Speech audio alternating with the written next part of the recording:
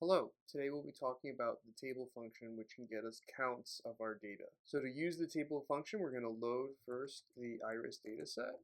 We're going to do data iris, hit enter. Iris is now loaded into our workspace.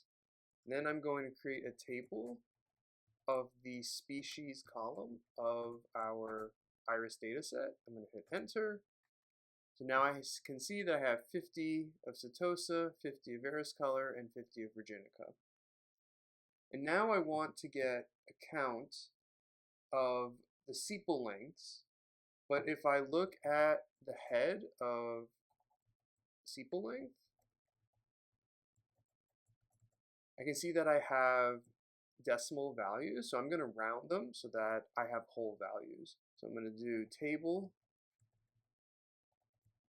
round iris $ sepal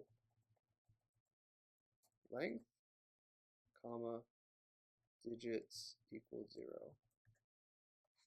And so now I can see that I have a lot of the 6s, a lot of the 5s, some 7s, and then a few 4s and 8s. So if you like this, please like, comment, and subscribe.